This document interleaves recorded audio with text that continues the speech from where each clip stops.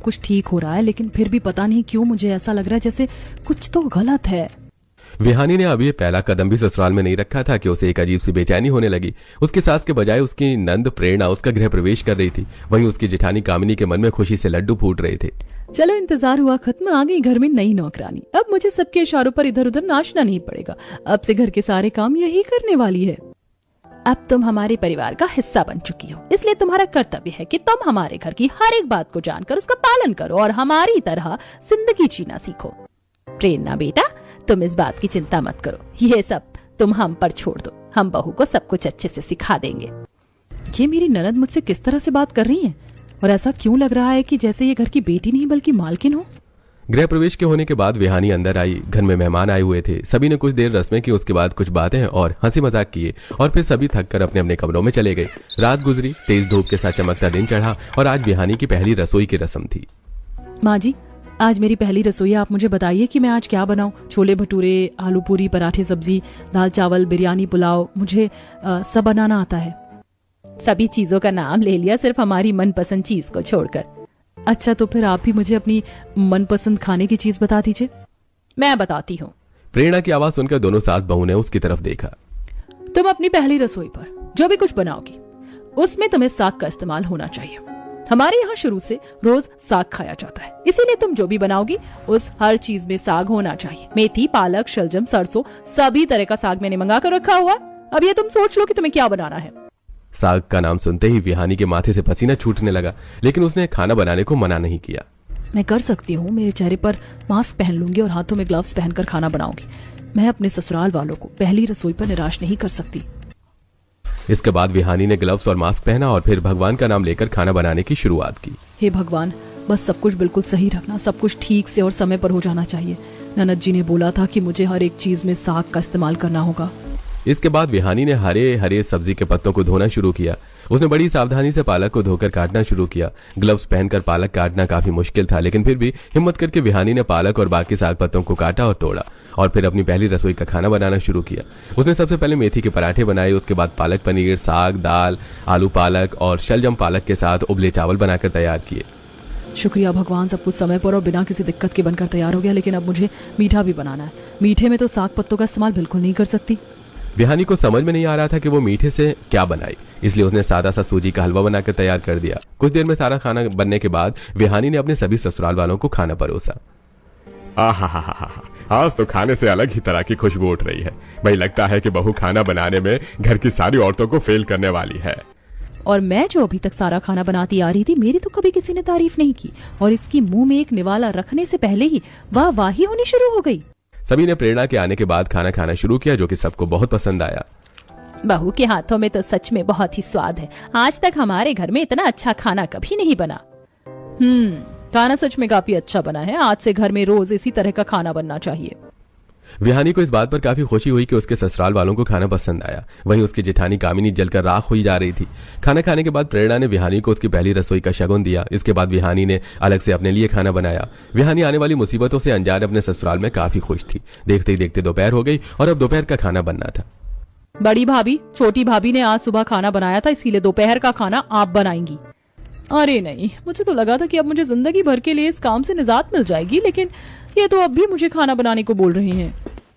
कामिनी मुंह बनाकर रसोई में आ गई और सभी के लिए खाना बनाने लगी। वहीं विहानी को इस बात की खुशी थी कि उसके ससुराल वाले उस पर घर के कामों का लोड नहीं डाल रहे हैं। कुछ घंटों में सारा खाना बन गया और सभी टेबल पर आकर बैठ गए। वहीं विहानी भी खाना खाने आई, लेकिन जब उसने खाने को देखा तो उसके कदम वहीं रुक गए। अरे विहानी, तुम इतनी दूर क्यों खड़ी हो? आओ हमारे साथ बैठो और खाना खाओ। वही विहानी को दूर खड़ा देखकर सभी उसकी तरफ देखने लगे। अरे आना बहू, यूं दूर खड़ी होकर क्या देख रही है? अब मैं इन सबको कैसे बताऊं कि मैं ये खाना नहीं खा सकती? अरे बहू, जम गई है क्या? हाँ, जो एक जगह से हिल ही नहीं रही। मैं वो, आप सब खाना खाइए, मेरी कुछ तबीयत ठीक नहीं है, मैं जाकर आराम कर लेती हूँ। इतना कहकर विहानी बिना कुछ कहे सुने तेजी से वहां से निकल गई। वहां उसके ससुराल वाले उलझते हुए उसे देखते रह गए। अच्छा, अब मैंने खाना बनाया है तो मैडम ने खाने से मना कर दिया। दाल में कुछ तो काला है और मैं उसका पता लगा कर रहूंगी। क्या मुझे कोई बताएगा कि इसको क्या हुआ है? पता नहीं, अभी तो बिल्कुल ठीक थी, अचानक ही इसकी तबीयत कैसे खराब हो गई? पूरे परिवार ने विहानी पर ध्यान न देते हुए खाना खाना शुरू किया। वहीं विहानी अपने कमरे में बैठी हुई अपने घबराते दिल को संभाल रही थी। अरे सुबह में इतना अच्छा खाना खिलाकर दोपहर में फिर से वही आधा पक्का आधा कच्चा खाना खिला रहे हो। खाना तो ठीक से पका है ही नहीं और मसालों का भी स्वाद नहीं आ रहा। बहू मानना पड़ेगा, बड़ी बेदिली से खाना बनाया है तूने। अगर इतना ही अच्छा लगता है उस विहानी के हाथों का खाना तो दोपहर का खाना भी उसी से बनवा लेते। कामिनी, अपनी जुबान संभाल कर बात करो।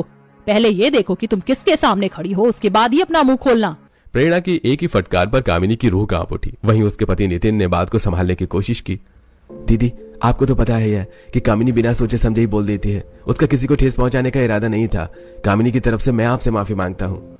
नितिन, तुम्हारी इज्जत तुम्हारे हाथों में है। इसे इस तरह किसी को उछालने के लिए मत दो, वरना बाद में पछताओगे। जी दीदी, मैं आगे से याद रखूंगा। इसी तरह सभी ने दोपहर का खाना खाया, जिसमें सुबह की तरह ही हर एक चीज में साग पत्तों का इस्तेमाल किया गया था। इसके बाद भी किसी को कामिनी का बनाया खाना पसंद नहीं आया। वहीं कमरे में बैठी विहानी का मन अभी तक शांत नहीं हुआ था। लगता है मैं बहुत ज्यादा गलत जगह पर बहू बनकर आ गई हूँ। जहाँ मुझे बिल्कुल नहीं होना चाहिए वहां मैं पूरी जिंदगी कैसे गुजार पाऊंगी। हे भगवान, मेरी रक्षा करना। विहानी को कमरे में बैठे बैठे शाम हो गई थी। चिंता में उसका पति उसे देखने कमरे में पहुंचा, जहां विहानी चादर ओढ़कर बेड पर लेटी हुई थी। तुम्हें क्या हुआ है विहानी? चलो मैं तुम्हें डॉक्टर के पास ले चलता हूँ। नहीं, मैं ठीक हूँ, बस मुझे थोड़ा आराम करने की जरूरत है। विहानी, तुम दोपहर से आराम ही कर रही हो और कितना आराम करोगी? हाँ, अगर तुम्हें कुछ नहीं हो रहा है तो जाकर खाना बना लो। कोई भी शाम में कामिनी भाभी से खाना नहीं बनवाना चाहता। खाने में बनाना क्या है?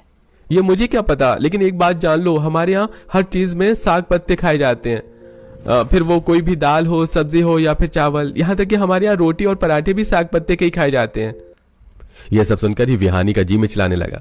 वहीं अब उसे यही सब रसोई में जाकर पकाना था। विहानी ने सभी से कामिनी से खाना बनवाने को बोला, लेकिन कोई भी इस बात पर राजी नहीं था। हमारे यहाँ ऐसा बिल्कुल नहीं चलेगा। जिससे अब जो काम करने को बोला जाता है उसे वो काम तभी करना होता है, और ये अब तुम पर भी लागू होता है। जाओ, जाकर खाना बनाओ। बड़ी आई थी मुझसे खाना बनवाने वाली, अब रोज खुद को ही सारा खाना बनाना पड़ेगा। प्रेरणा की बात मानकर विहानी फिर से घबराई हुई रसोई में पहुंची, जहां उसने देखा कि किचन काउंटर पर ढेर सारे साग पत्ते रखे हुए थे। उनकी महक से ही विहानी को चक्कर आने लगे। विहानी ने तुरंत अपना मास्क चेहरे पर पहना और फिर से हाथों में ग्लव्स चढ़ाए। जय माता दी, मैं कर सकती हूँ। मैंने ग्लव्स और मास्क पहना तो है, मुझे कुछ नहीं होने वाला। मैं अपने ससुराल वालों को निराश नहीं करूंगी।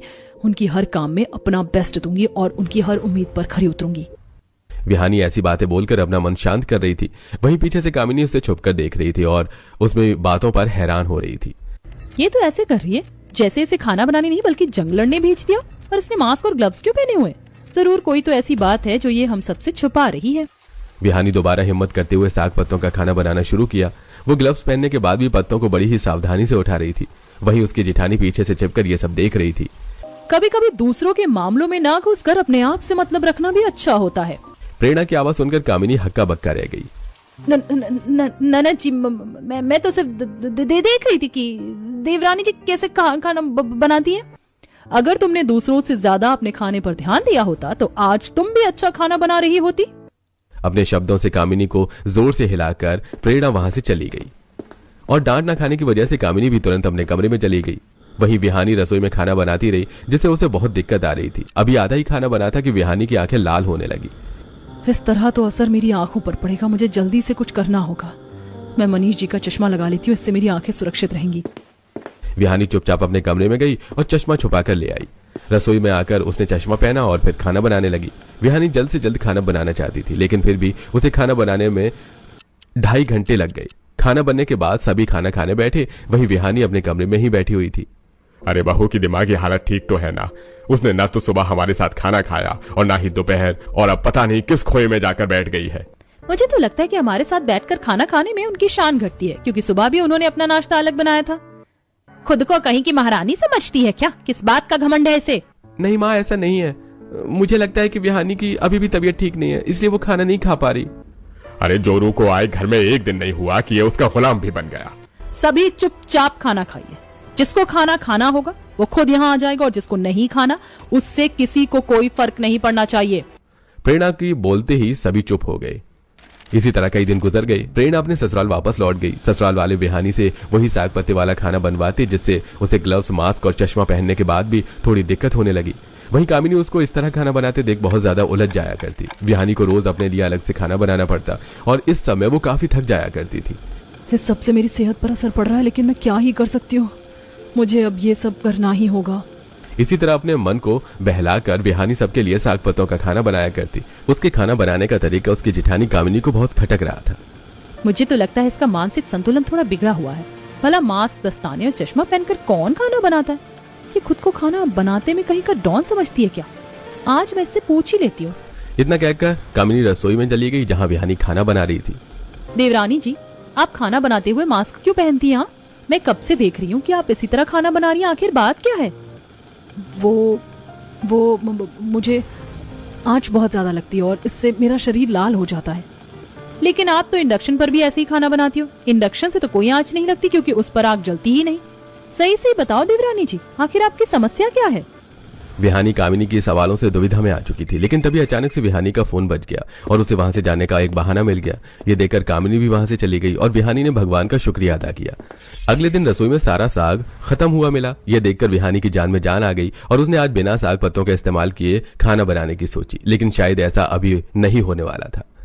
बाहू, घर में पहली बार ऐसा हुआ कि रसोई में साग का एक पत्ता भी नहीं है और ये सब सिर्फ तेरी वजह से हुआ। अगर तूने बता दिया होता कि साग खत्म हो गया तो मैं मंगवा कर रख लेती। अब तो ऐसा हो गया, लेकिन दोबारा ऐसा नहीं होना चाहिए। ठीक है माँ जी, मैं आपको अगली बार पहले ही बता दूंगी। तो क्या आज मैं कुछ और बना दूं? घर में हर चीज मौजूद है सिवाय साग के, तो खाना तो बन ही जाएगा। नहीं, बिना साग के बना खाना खाना नहीं होता। अब तुझे ही अपनी गलती की भरपाई करनी होगी। जा मंडी जाकर अभी के अभी साग पत्ता लेकर आ। क्या माँ जी, मैं साग लेकर आऊं? और नहीं तो क्या तू कभी सब्जी लेने नहीं गई जो इस तरह चौंक रही है? अब नाटक करना बंद करो, जल्दी से बाजार जा। शारदा के जबरदस्ती कहने पर विहानी को साग पत्ता लेने जाना पड़ गया, लेकिन रास्ते में ही उसका दिल जोर जोर से धड़क रहा था। अब से पहले उसने मंडी में कदम तक नहीं रखा था और आज उसे वहां से ढेर सारी सब्जी लेकर आना था। मंडी के अंदर जाने से पहले विहानी ने कुछ गहरी सांसें ली और फिर आगे बढ़ी। हे भगवान, मुझे तो अभी साग पत्तों की गंध आने लगी। मुझे मास्क पहन लेना चाहिए। विहानी ने अपने चेहरे पर मास्क पहना और हाथों में ग्लव्स और आंखों पर वही काला चश्मा लगाया। इसके बाद वो साग की दुकान पर पहुंची जहां मेथी, सरसों, पालक, केला, शलजम, मूली के पत्ते आदि जैसे कई तरह के साग पत्ते मौजूद थे, जिन्हें देखकर विहानी के माथे से पसीना छूट रहा था। विहानी अपने कांपते हुए कदमों से दुकान के पास पहुंची जहां उसके मोहल्ले की कुछ औरतें भी खड़ी हुई थी, जो कि उसके हुलिये को देखकर उसका मजाक बनाने लगी। अरे भाई, ये कौन सा अजूबा जो आज सब्जी लेने आया? भाई मुझे तो कोई माफिया लग रही है। सही कहा, ग्लव्स पहनकर सब्जी को ऐसे छू रही जैसे सब्जी नहीं बल्कि कोरोना वायरस हो। आसपास खड़ी सभी औरतें इसी तरह विहानी का मजाक बनाने लगी। विहानी को इस पर काफी शर्मिंदगी महसूस हो रही थी, लेकिन मजबूरी में उसे ये सब करना पड़ रहा था। विहानी ने किसी तरह दुकान वाले से एक बड़े ठेले में साग लिया और फिर भारी दिल के साथ उसे लेकर घर लौटी। विहानी ने घर में घुसते ही न आओ देखा न ताओ और सीधा साग को किचन में रखकर कमरे में चली गई। वहीं उसकी जेठानी कामिनी ने उसे ताड़ लिया था। ये बाजार भी ऐसे हुलिये में गई थी, लेकिन इसने तो कहा था कि चूल्हे की आंच की वजह से ये सब पहनती है, फिर बाजार क्यों इस तरह बनकर गई? कामिनी को उलझते हुए अब काफी दिन हो गए थे, लेकिन उसे अभी भी समझ में नहीं आ रहा था कि विहानी ऐसा क्यों कर रही है, जिस तरह आपकी भी समझ में नहीं आ रहा है। हाँ, आज तो लगा था कि मैं घर लौटते हुए ही बेहोश हो जाऊंगी। रास्ता भी कितना लंबा हो गया था, लेकिन मैंने कर दिखाया। हे माता रानी, बस इसी तरह मुझे शक्ति देती रहना ताकि मैं हर मुश्किल का सामना कर सकूं।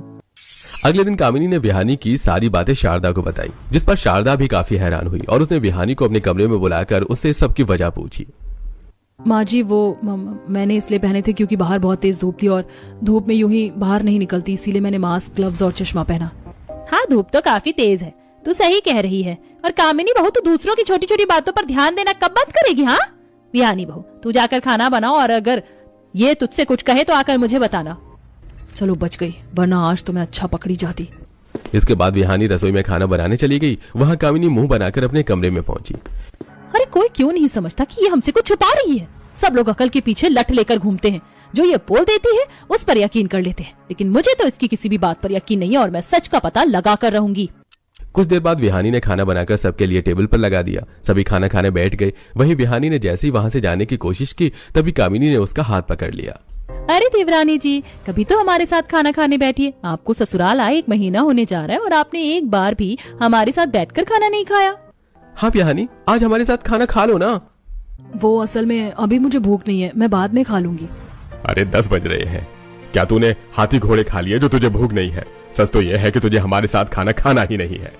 विहानी को अपने ससुर संदीप की बात पर काफी दुख हुआ, लेकिन वो बात सुनकर चुप खड़ी रह गई। वहीं कामिनी ने अभी भी उसका हाथ पकड़ रखा था, जिससे विहानी को गुस्सा आ गया।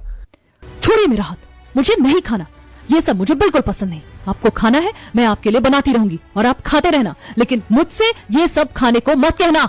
विहानी के अचानक भड़क जाने से उसके ससुराल वाले हैरान रह गई। वहीं कामिनी ने भी उसका हाथ छोड़ दिया। इसके बाद विहानी सीधा अपने कमरे में चली गई। उसकी हिम्मत कैसे हुई हम पे भड़क कर इस तरह जाने की, और इसे हमारे यहाँ का खाना पसंद नहीं है, इसे सबक सिखाना पड़ेगा। मुझे तो लगा था कि उसकी तबीयत ठीक नहीं रहती, लेकिन उसने आज हमारे खाने की बुराई करके हमारा भी अपमान किया है। अरे इसने हम पर झल्लाकर बिल्कुल अच्छा नहीं किया। अब इसे इसकी असली जगह दिखानी ही होगी।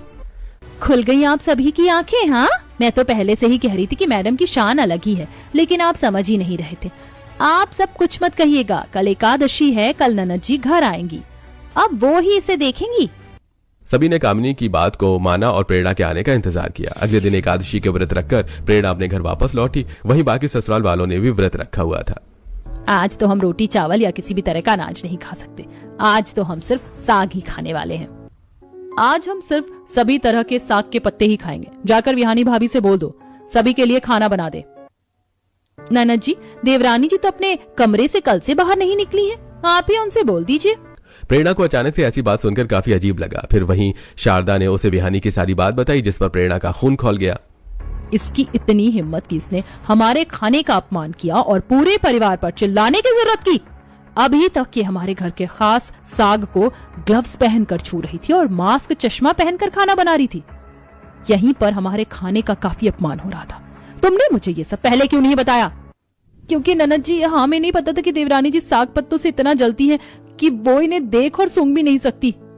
प्रेरणा को इस पर बहुत गुस्सा आ रहा था, इसलिए उसने मन ही मन सभी के सामने विहानी की बेइज्जती करने का प्लान बना दिया। एकादशी पर कामिनी ने सभी के लिए साग पत्ते की सब्जी बनाकर तैयार की, जिसे सभी ने बिना रोटी के भेड़ बकरियों की तरह खाया। वहीं विहानी भी भूख लगने पर देर रात को अपने कमरे से बाहर निकली और सीधा रसोई में जाकर कुछ ढूंढने लगी। उसने जैसे फ्रिज खोला तो उसके अंदर सिर्फ कच्चे साग पत्ते रखे हुए थे। ये देखकर उसने तुरंत जोर से फ्रिज को बंद कर दिया।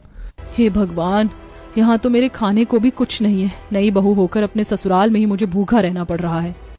विहानी ने कुछ देर तक रसोई में खाने को कुछ ढूंढा, जिस पर उसे अलमारी में एक बिस्किट का पैकेट मिल गया।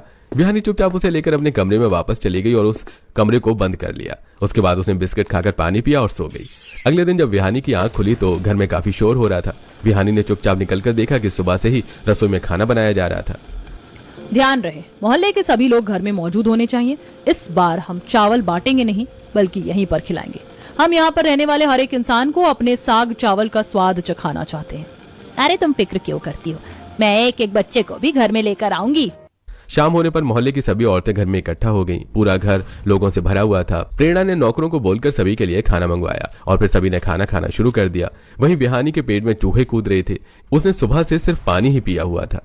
हे भगवान, भूख के मारे मेरे पेट में दर्द भी होना शुरू हो गया। मुझे खाना खाए 2 दिन हो चुके हैं। जो बिस्किट मेरे पास थे वो भी खत्म हो गया। मैं क्या करूं? विहानी अपने कमरे में बैठी परेशान हो रही थी कि तभी उसे खिड़की से टिक्की की खुशबू आने लगी। खुशबू सुनकर विहानी तुरंत खिड़की पर गई तो उसने देखा कि बाहर एक टिक्की वाला अपना ठेला लिए हुए खड़ा था।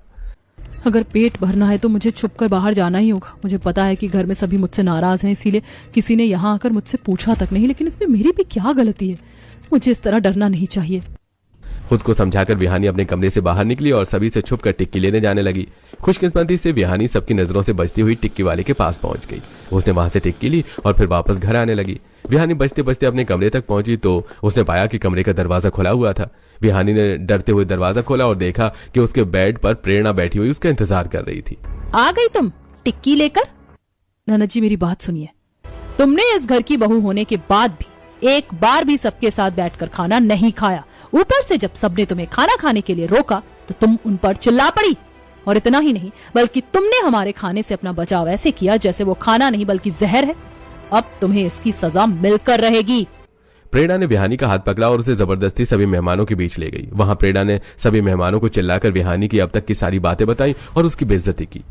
अच्छा, तो उस दिन यही थी जो मंडी में डॉन बनकर आई थी। मैं तो इसे इसके हुलिये की वजह से पहचान भी नहीं पाई। इसके ये सब करने की सजा ये है कि इसे भी हमारे साथ साग चावल खाने होंगे। इतना सुनते ही विहानी की जान हलक में आ गई। इसके बाद एक नौकर से प्रेरणा ने विहानी के लिए एक प्लेट भरकर साग चावल मंगवाए, जिन्हें देखकर विहानी का पसीना छूट गया। विहानी के मुंह से शब्द नहीं निकल रहे थे, लेकिन वो लगातार अपनी गर्दन ना में हिला रही थी। अरे इतना भी किसी खाने की चीज को कैसा नापसंद करना कि माथे से पसीना ही टपकने लगे। ये कहकर प्रेरणा ने जबरदस्ती अपने हाथ से विहानी के मुंह में चावल दे दिए। चावल विहानी के हलक से भी नहीं उतरे थे कि तभी उसे जोर का चक्कर आया और वो बिना रुके जोर जोर से खांसने लगी, जिस पर सभी को लगा कि उसे फंदा लग गया। अरे अरे बहू को पानी पिला दो शारदा जी। लेकिन इससे पहले कि कोई पानी लेकर आता विहानी वहीं पर बेहोश हो गई, जिस पर सभी बहुत ज्यादा घबरा गए। विहानी के शरीर पर बड़ी तेजी से रैशेस फैल गए। पूरा परिवार घबराकर विहानी को हॉस्पिटल लेकर गया। वो खबर विहानी के माता पिता तक भी पहुंच गई, जिस पर वो भी जल्दी से हॉस्पिटल पहुंचे। क्या हुआ मेरी बेटी को? क्या किया है तुम सबने उसके साथ? शांत हो जाइए समधन जी, डॉक्टर साहब आते ही होंगे, वो हमें बताएंगे कि बहू को क्या हुआ है। कुछ देर बाद डॉक्टर के बाहर आने पर पता चला कि विहानी को कोई चीज खाने से बहुत हैवी एलर्जी हुई है, जिसे ठीक होने में थोड़ा समय लग जाएगा। इस पर संगीता समझ गई कि विहानी ने क्या खाया होगा। संगीता ने चिल्लाते हुए उसके ससुराल वालों से सारी बात पूछी। सारी बात पता चलने पर संगीता की आंखों से आंसू बहना बंद नहीं हो रहे थे। आज तक मैंने अपनी बेटी को साग छूने भी नहीं दिया और आप सबकी खातिर उसने खुद से लड़कर आप सबके लिए खाना बनाया। पता है एक बार क्या हुआ था? अरे क्या हुआ मेरी बच्ची को? मैम आपकी बेटी अचानक ही लंच के समय बेहोश हो गई। वैसे तो उसका बीपी और हार्ट रेट ठीक आ रही है, इसीलिए शायद इसे चक्कर आ गया होगा। ये बताकर निर्मला विहानी को उसके घर छोड़कर वापस स्कूल लौट गई। वहीं अपनी बेटी के शरीर पर लाल निशान देखकर संगीता का मन बहुत घबरा रहा था। उसने जल्दी से मोहन को बुलाया और फिर दोनों विहानी को हॉस्पिटल ले गए। वहां विहानी का इलाज किया गया और बताया गया कि उसे खाने की किसी चीज से एलर्जी है और उसने वही चीज गलती से खा ली है। लेकिन अभी भी संगीता और मोहन को पता नहीं था कि वो खाने की चीज क्या हो सकती है। विहानी विहानी बेटा खाना बन गया है, आकर खाना खा ले बेटा। आई माँ। अपनी माँ की आवाज सुनकर विहानी खुशी खुशी खाना खाने अपने घर गई। इसके बाद संगीता मोहन उसे खाना खिलाने बैठे। ये ले बेटा, आज मैंने तेरे लिए नई सब्जियां बनाई हैं, साग दाल, तुझे बहुत अच्छी लगेगी। इतना कहकर संगीता ने एक निवाला विहानी के मुंह में दिया और उस निवाले को चबाते चबाते ही विहानी को तेज खांसी उठने लगी। उस पर घबराकर मोहन ने उसे पानी पिलाया, लेकिन पानी पीते ही विहानी बेहोश हो गई, जिस पर दोनों माँ बाप बहुत ज्यादा घबरा गए और फिर से विहानी को हॉस्पिटल लेकर गए। वहां डॉक्टर ने उन्हें बताया कि उसे फिर से कुछ खाने से एलर्जी हुई। तब से हमें पता चला कि हमारी बेटी को साग पत्तों से एलर्जी है और हमने सभी साग पत्ते बनाने छोड़ दिए। हम ये बात आपको भी बताने वाले थे, लेकिन विहानी ने हमसे मना कर दिया।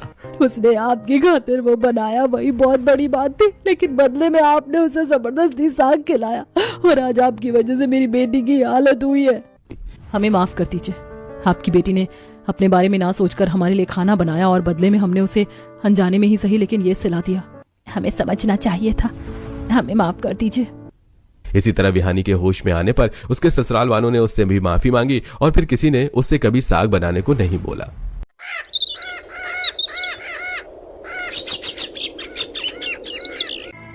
भैया इतनी महंगी चूड़ियाँ। मैं तुम्हें कभी भी कुछ नहीं दे पाता, इसलिए सोचा इस भाई दूज पर कम से कम तुम्हें तुम्हारी मनपसंद चूड़ियां ही दे दूं। अगर आप लोगों का भाई दूज बन गया हो तो आप काम पर जाइए, वरना लेट हो गए तो सेठ पैसे काटने में देरी नहीं लगाएगा। हाँ हाँ चलो मैं चलता हूँ, तुम तीनों अपना ख्याल रखना। इतना कहकर आलोक अपने काम पर चला जाता है। वहीं दूसरी तरफ ये चूड़ियाँ तो काफी सुंदर लग रही है ना? अब तक का ये भाई दूज का सबसे अच्छा तोहफा है हमारा। लाओ ये चूड़ियाँ इधर। इतनी महंगी चूड़ियों का तुम लोग क्या करोगी? ये चूड़ियाँ तो मुझ पर अच्छी लगेंगी। लेकिन भाभी ये चूड़ियाँ तो भैया हम तीनों के लिए लेकर आए हैं, भाई दूज के तोहफे के तौर पर। तुम्हारे भैया तुम तीनों पर इतने पैसे लुटाते हैं, तुम तीनों का क्या पेट नहीं भरता? महीने भर में जितना कमाते नहीं है उससे ज्यादा तो तुम तीनों लोगों के खर्चों पर लुटा देते हैं। हाँ ही बड़ी 500 रुपए की चूड़ियाँ पहनने वाली। ये चूड़ियाँ तो मैं ही पहनूंगी। और हाँ याद रखना, अगर इस बारे में तुम्हारे भैया को पता चला तो मुझसे बुरा कोई नहीं होगा। इतना कहकर आरती वहाँ से उन तीनों बहनों की चूड़ियाँ लेकर चली जाती है, जिसके चलते उन तीनों बहनों की आंखों में आंसू आ जाते हैं। अंजलि, काजल, प्रीति और आलोक के माता पिता की मृत्यु बचपन में ही हो गई थी, जिसके चलते आलोक ने ही अपनी तीनों बहनों को पाल पोस कर बड़ा किया था। आलोक एक छोटी सी दुकान में टेलर का काम करता था, जिससे वो अपना घर खर्च चलाया करता था। वहीं आलोक की पत्नी आरती अपनी नंदों से हमेशा बुरा ही बर्ताव करती थी। ऐसे ही समय गुजरता है और पूरा 1 साल बीत जाता है। क्या हुआ अंजलि, तुम इतनी उदास क्यों दिख रही हो? वो देखो चारों तरफ कैसे भाई दूज की तैयारी चल रही है। सभी बहनों की भाई उनके लिए कितने अच्छे अच्छे तोहफे लेकर जा रही हैं, और एक हम हैं कि हमें भाई दूज पर कुछ मिलता ही नहीं है। पिछले साल चूड़ियाँ मिली, वो भी भाभी ने रख ली। हम भी चाहते हैं कि भाई दूज पर नए कपड़े पहने, अच्छे से तैयार हों, लेकिन हमारे पास इतने पैसे ही नहीं हैं। अंजलि, हम सब समझ सकते हैं, हम सबके भी यही अरमान है, लेकिन तुम तो जानती हो ना भैया कितना कमाते हैं और भाभी का हम लोगों के प्रति व्यवहार कैसा है। तीनों बहनें आपस में बात कर ही रही होती हैं कि तभी उनका भाई आलोक पीछे खड़े खड़े उनकी सारी बातें सुन लेता है, जिसे सुन आलोक निराश होकर एक जंगल की तरफ जाता है, जहाँ वो दो समाधि के सामने बैठ जाता है। माँ, बाबा, आप दोनों के जाने के बाद मैंने हमेशा कोशिश की कि मैं अपनी तीनों बहनों को हर खुशियां दे सकूं, लेकिन शायद मैं इसमें कामयाब नहीं हो पाया। मेरी बहनों के दिल में कितनी आस है, लेकिन मैं उनकी आस को पूरा न कर सका। मैं एक अच्छा भाई बनने में कामयाब नहीं हो पाया। अब आप लोग ही बताएं मैं क्या करूं। आलोक इतना बोल ही रहा होता है कि तभी उसके पास एक उड़ता हुआ मोर पंख आता है और देखते ही देखते आलोक के पास कई सारे मोर पंख उड़ते हुए आ जाते हैं। ये क्या, ये इतने सारे मोर पंख कहाँ से आ गए? अरे हाँ, मैं तो भूल ही गया, ये जंगल है, यहाँ तो इतने सारे मोर रहते हैं, तो लगता है सारे मोर पंख उन्हीं के ही हैं। लेकिन मैं इन मोर पंखों का क्या करूं? काश मैं मोर पंखों का कुछ कर पाता, ये दिखने में कितने सुंदर लग रहे हैं। अरे हाँ, आइडिया, मैं इन मोर पंखों से अपनी तीनों बहनों के लिए गाउन बना सकता हूँ। ये मोर पंख दिखने में कितने सुंदर हैं, तो इनका गाउन भी कितना सुंदर लगेगा। हाँ, एक काम करता हूँ, इन सारे मोर पंखों को इकट्ठा करता हूँ और ले जाकर इनका गाउन बनाता हूँ। इस बार मैं भाई दूज के त्योहार पर अपनी बहनों को यही उपहार दूंगा। आलोक जल्दी से सारे मोर पंखों को इकट्ठा करता है और अपनी दुकान पर ले जाकर उन सभी मोर पंखों के 3 सुंदर सुंदर गाउन तैयार कर देता है। इस बार आप हमारे लिए कुछ भी नहीं लाए। चलो कोई बात नहीं भैया, हाँ बैठो, तुम्हें मैं टीका कर दूं, वरना भाई दूज का मुहूर्त खत्म हो जाएगा। ऐसा हो सकता है कि मैं अपनी बहनों के लिए भाई दूज पर कुछ न लाऊं? मैं तुम तीनों के लिए एक बहुत ही प्यारा गाउन लेकर आया हूँ, और इससे पहले चलो तुम तीनों जल्दी से बैठकर मुझे टीका कर दो और इस भाई दूज की रस्म को पूरा करो।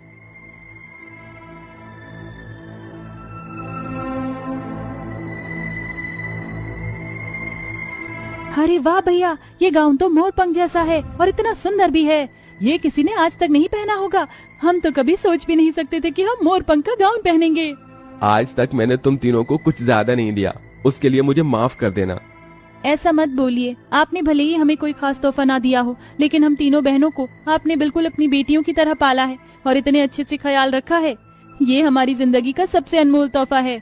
अंजलि की बातें सुन आलोक की आंखों में आंसू आ जाते हैं, जिसके बाद तीनों बहनें मोर पंख का गाउन पहनती हैं और गांव भर में घूमने लगती हैं। उन तीनों बहनों को मोर पंख के गाउन में देख गांव के लोग, अरे देखो देखो ऐसा लग रहा है कि 3 मोरनियां जा रही हैं। अरे न जाने आज के लोगों को क्या हो गया है, कुछ भी पहन लेते हैं। देखो प्रीति, गांव वाले हम पर कैसे हंस रहे हैं। उनको हंसने दो, लोगों का काम ही है लोगों का मजाक उड़ाना और हंसना। तीनों बहनें गांव वालों की बातों को पूरी तरह से इग्नोर करके जा रही होती हैं कि तभी उनके बगल से गाड़ी गुजरती है। गाड़ी में बैठा हुआ आदमी कहता है, ओह माय गॉड, ये क्या चीज है? ऐसा गाउन तो मैंने आज तक नहीं देखा। लगता है ये गाउन किसी बहुत ही बड़ी फैशन डिजाइनर ने बनाया है। ड्राइवर, यहीं गाड़ी रोको। क्या आप तीनों मुझे बता सकती हैं ये मोर पंख का गाउन किसने बनाया है, या आप लोगों ने ये गाउन कहाँ से खरीदा है? ये गाउन हमने कहीं से खरीदा नहीं है, बल्कि इसे तो हमारे भैया ने बनाया है। वो एक छोटी सी दुकान में सिलाई का काम करते हैं। उन्होंने ये ड्रेस हमें भाई दूज के त्योहार में तोहफे में दी है। आपके भाई का मोर पंख का गाउन बनाने का आइडिया मुझे काफी अच्छा लगा। क्या आप मुझे उनसे एक बार मिलवा सकती हैं? क्या उन्होंने कोई गलती कर दी? देखिए, इस दुनिया में हमारे भाई के अलावा कोई नहीं है। आप भगवान के लिए उन्हें कुछ मत करिएगा। नहीं नहीं, आप जो सोच रही हैं मैं ऐसा कुछ नहीं करूंगा। मुझे तो बस उनसे एक बार मिलना है। फैशन डिजाइनर के कहने पर तीनों बहनें डिजाइनर को अपने घर ले जाती हैं, जहां उनका भाई खाना बनाने के लिए लकड़ियां काट रहा होता है। क्या आप ही हैं जिन्होंने ये मोर पंख का गाउन बनाया है? जी हाँ, लेकिन आप कौन? मैंने आपको पहचाना नहीं। जी, मैं एक फैशन डिजाइनर हूँ। मैंने आज से पहले ऐसा फैशन नहीं देखा। आपका